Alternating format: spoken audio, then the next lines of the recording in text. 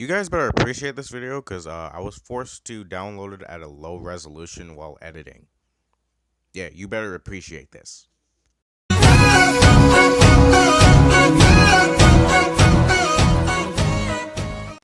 Hello everybody, the Touching Spider Teen here. So you've probably been wondering where I've been for the past 2 weeks. Wait, it's only been 2 weeks? Dang, I thought it was actually longer than that. But anyway, so we finally got this move sorted out, and I've been facing a little bit of depression, just a tiny bit. Just wanted to kill myself a couple of times. There's nothing wrong with that.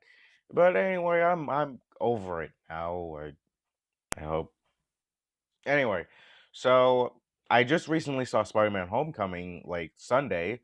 I actually was there at night and was with my best friend Mateo, and we were there till morning. So now that is a total of 6 Spider-Man films in total. So we're going to be going down the line and rating from 1 to 6, 1 being the best, 6 being the worst. So let's get started.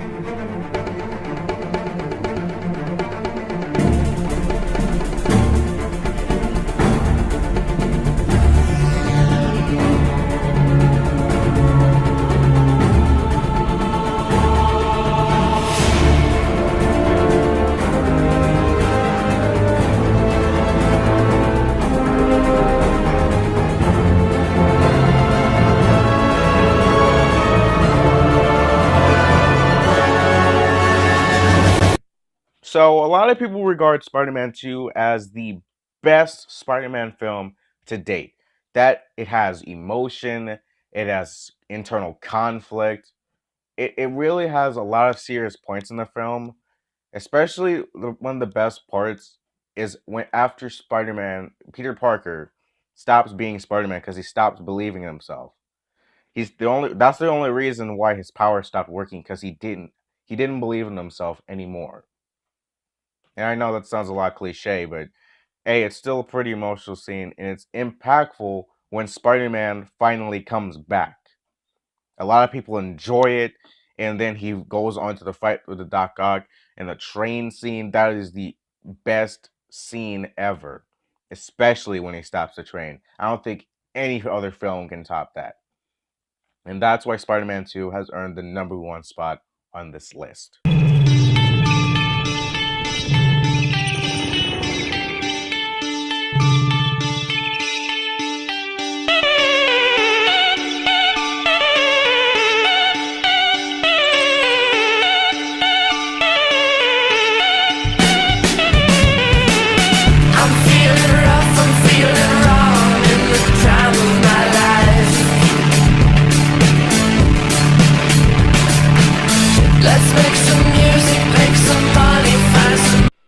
Now, as I've said before, I saw Spider-Man Homecoming like Sunday, and I was there like all night until the morning. Spider-Man Homecoming, I've got to say, it was pretty epic. It had, yeah, it was mostly comedy based. I'm going to say that much. It was mostly comedy based, and it did bog down a few of its more serious points. For example, no spoil. I'm not spoiling. I'm not spoiling it. Um, so the Vulture kills somebody for them trying to double cross them. Now, instead of actually taking the scene as a more serious tone and taking a break from the comedy for a second, he actually plays it off as if it was an accident. Because after he uses an alien tech weapon to disintegrate someone, he turns to the technician and says, "What the heck, dude? I thought this was the anti-gravity gun." Actually, the anti-gravity gun is over there. Honestly, I don't think this joke belonged in here. I thought it would have been better if they left the joke out. I mean, I understand the joke completely, and it's sometimes been used in cartoons and sometimes more comedy-based films, but I don't think it belonged in this scene or this film, period. I think it would have been better if they left it out entirely and the Vulture meant to do that. He meant to kill him, because that would have shown how serious he is. But anyway, that's enough talking about Spider-Man Homecoming. It was still a pretty good movie. I give it high ratings. As a true Spider-Man fan, I think you all should see this movie. if you have not done so already. So yeah, that's why it's earned the top number 2 spot on this list. I think it's a real good Spider-Man film. Seriously, go watch it.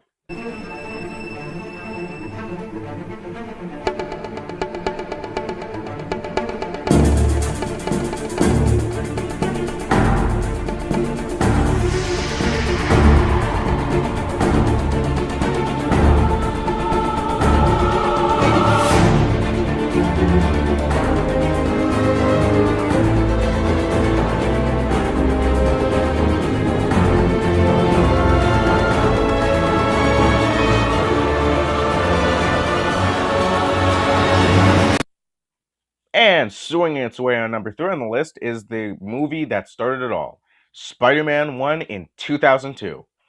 Now, technically, I was a small child when this movie came out, and I didn't see it until like 3 or 4 years later, but it still was absolutely lovely. Wait a minute. As a matter of fact, I do remember seeing it when I was like 3, because I remember all the hype for Spider-Man 2 when I was 4 in 2004. Anyway, Spider Spider-Man 1 in 2002 was just it was great. It was amazing. It was the first like live action adaptation of Spider-Man on the big screen. I'm not talking about TV shows. I'm talking about on the big screen, movie theaters. And a lot of Spider-Man fans loved this film, and it's epic. My favorite scene is the fight between Peter and the Green Goblin towards the end of the film. Because it shows Peter losing, but then as soon as the Green Goblin mentions Mary Jane, he just loses it. He starts wailing on him like, dang. That's why I love Tobey Maguire's adaptation of Spider-Man, because he was just brutal. He was dang, he pulled no punches.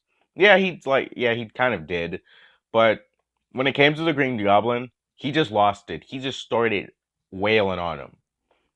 At points, you could even see the dents in the Green Goblin's mask. Like he was punching him so hard. But yeah, this swung its way on top on the third on the list.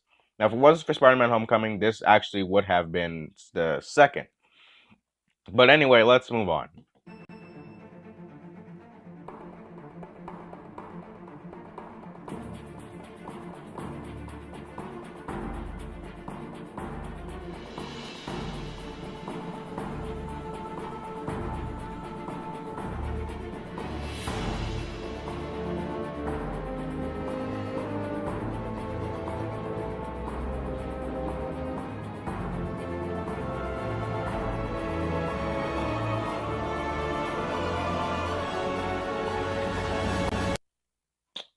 Spider-Man 3. Um, yeah, number 4 on this list. I'm not gonna lie, I kind of found Spider-Man 3 to be a little decent, and with Spider-Man 3.1 that just recently been released to shelves in stores like Walmart, Target, you can probably get your copy now. Um, there are a lot of scenes that most likely would have given a lot more people like more time to warm up to the movie. So is to be honest, I actually like Spider-Man 3. I like the adaptation for the symbiote suit, but if it wasn't for Sony screwing it up, it would not have been a total piece of crap like it was. I still find it pretty decent. I mean, you just cut out the scenes of emo Peter and Topher. I mean, I Topher Grace's Venom wasn't the best, but you can kind of understand his ulterior motives as opposed to the video game. But we'll get into that later. Um, yeah, and I actually like the Venom adaptation for the movies. It was pretty cool. I like the costume. It kind of reminded you of a twisted version of Spider-Man. It was still pretty good. I still remember seeing it and being like, "Oh my god, it's Venom! Oh my god!" Yeah, I love that movie when I was little, but now I'm older and I realized it kind of was bad. And I have a better understanding of movies. And anyway, let's move on to number 5.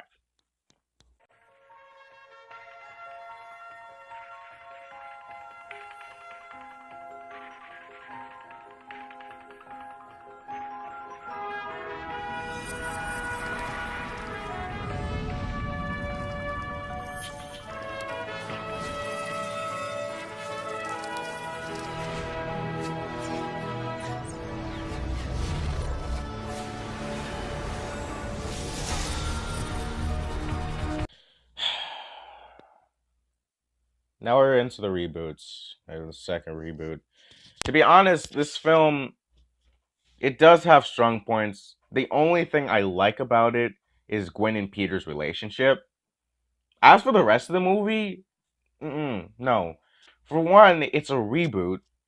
Two, they got the origin story so wrong. I actually laughed when Uncle Ben died. Like, how can you do a scene that's supposed to be so emotional so freaking wrong? And the bad guy's motivation, the lizard, that was awful. That was so, like, one dimensional. I'm gonna turn the city into lizards. But why are you turning the city into lizards? They never really go into depth with that. That and then the crane scene. Oh my god, the crane scene. People say that's an emotional moment that gives power, but all I see is a piece of garbage. Like, seriously, how do you get that many cranes on top of buildings in a straight freaking line? That's so convenient. Like, how? What were you working on that required that many cranes to be in those specific spots? Like, seriously.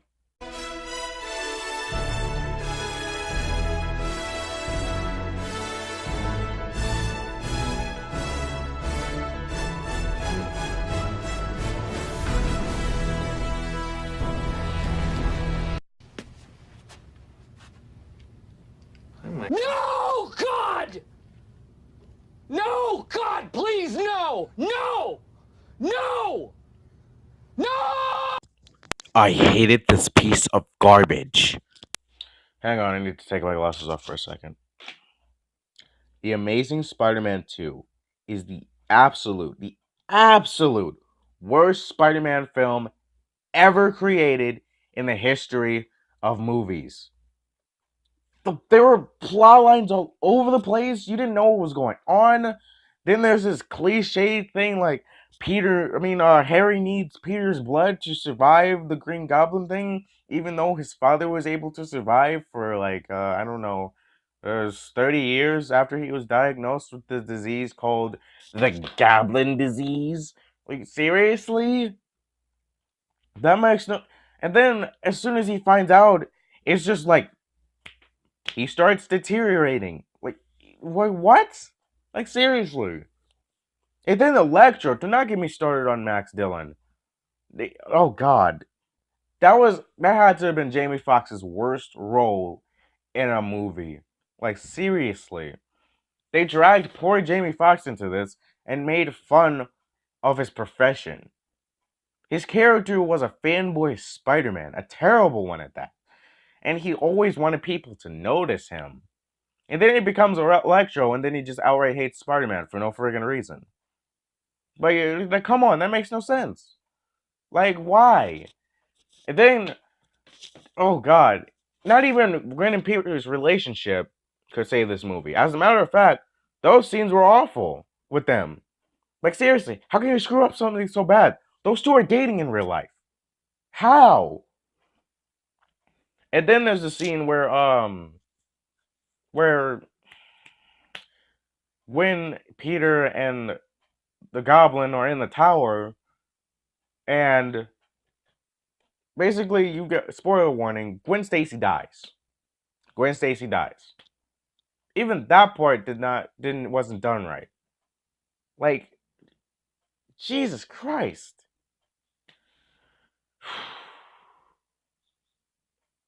And then the Rhino. Three villains. They had three villains in this film. You're repeating the same mistake Spider-Man 3 did. The Rhino, you don't even get a fight from the Rhino. All you get is like, oh, cliffhanger, cliffhanger. And then they're setting up. And now here's the mistake they made. They were setting up sequels. This film was nothing but a huge advertisement. It literally served no purpose but to actually set up sequels like the Sinister Six, and Sony's doing a Venom movie. No, no, Sony, stop. Sony, quit it. You did well with the Spider-Man trilogy, the first Spider-Man trilogy, before you screwed it up with Spider-Man 3. You did awfully atrocious with the second Spider-Man trilogy with the Amazing Spider-Man, because Peter Parker was done all wrong.